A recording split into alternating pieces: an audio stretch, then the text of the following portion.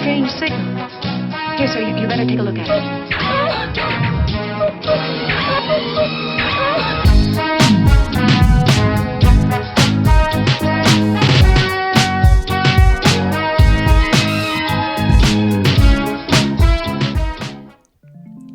Hello listeners, and welcome to another episode of Life Through a Prism with your host Rob Tierney, episode 51.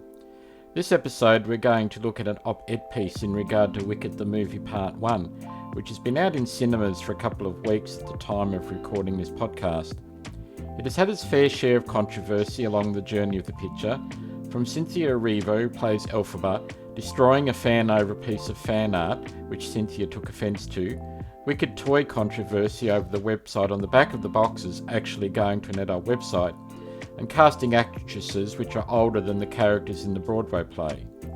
I have a real love of pop culture. It's one thing I've not had the opportunity to talk about as a podcast up to now. Really has not led in that direction. In episode 52 we are going to look at the inclusion of a disability actress in the film version which does not occur in the Broadway version of Wicked. But to this week's story as mentioned, it's an op-ed piece from abcnews.net.au. There will be a link to the article in the show notes. The author of this op-ed is by Griffin Wright. He's a disability scholar, activist and student at the Australian National University.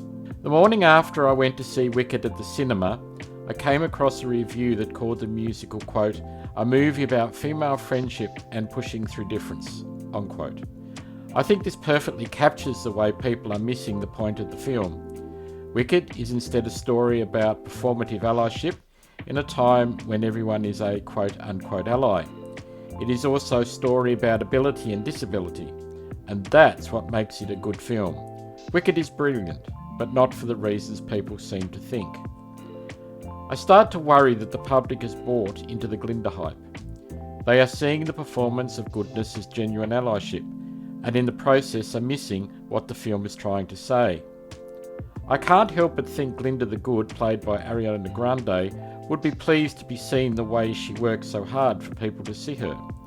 This only slightly surprises me. After all, I've met many Glindas in my time. She's a person who has ally in her email banner, but secretly wishes queer people won't say so in her face about it. She's the person who wears a girl power t-shirt while calling other women sluts when they step out of line. She's the person who feels so sorry for disabled people while thinking that she'd rather die than be one of us. Elphaba, played by Cynthia Erivo, was born with a birth defect, namely greenness, that leads to social rejection, ridicule and abuse. Those around her repeatedly claim that her appearance is a sign of some inner evil. This is a text casebook of the idea that disability is a manifestation of some moral failing. Traditionally, and even still today, to have a disability is to be seen as somehow unclean, both morally and physically. In the case of Elphaba, her disability is seen by the other characters as stemming from her mother's moral failing. She was conceived as a result of her mother's drunken promiscuity, during which she is plied with an elixir that is supposed to have produced her daughter's green skin. Eventually, both Elphaba and her mother are punished for the perceived lapse. For one, it is death, for the other, it is disability. The fact that Elphaba is born with significant talent alongside her birth defect is, in the disability context, a cliché worry worthy of criticism. Disability in culture and cinema, think Barry Levinson's 1988 film Rain Man, is often framed as an obstacle to be overcome, by means of some kind of talent that can be acted as a counterweight to the disability itself. While this narrative is applicable to Elphaba to a degree, the important point is that it is being applied to her by other characters. So Glinda sees Elphaba as something that needs to be fixed as a part of her own journey towards being a good person. Elphaba is seen as defective and as an object of pity rather than as a complete person with a range of strengths and weaknesses. Even as Glinda and Elphaba become friends, Glinda never moves away from this conception of Elphaba's experiences. From their very first encounter to their very last, Elphaba is primarily a project to her. Meanwhile, Elphaba's sorcery teacher, Madame Morrible, played by Michelle Yeoh, sees Elphaba's quote-unquote talents as something that makes Elphaba more valuable to manipulation. When Marble acts as though she is the only one who sees Elphaba's disability as a strength rather than as a weakness, she can take advantage of those strengths.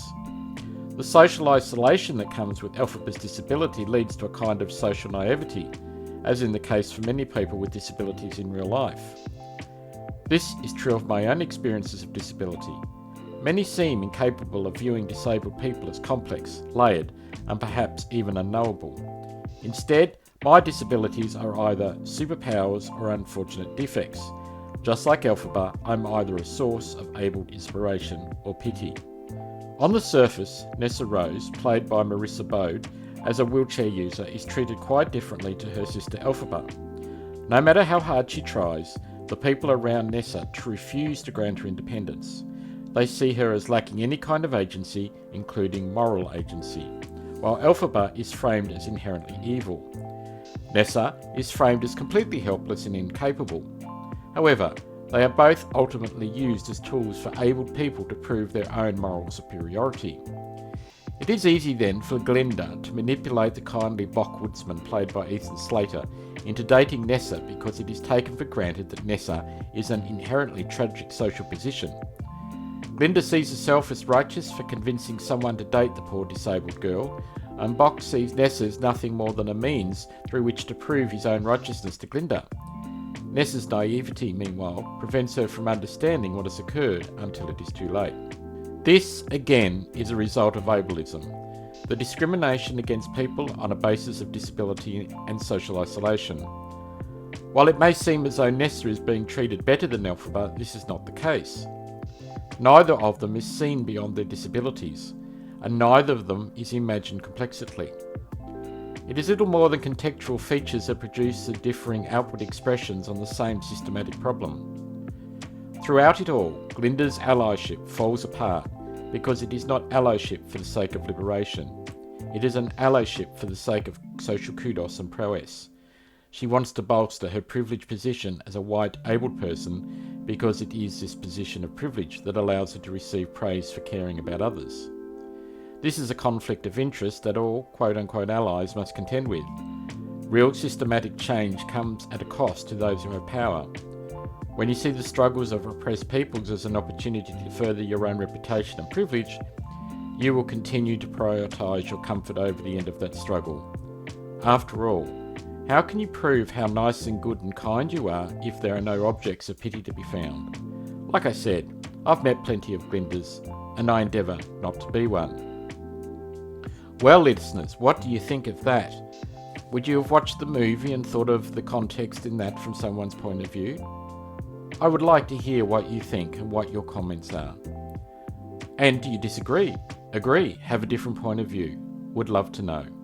Till next time, listeners, take care and bye for now.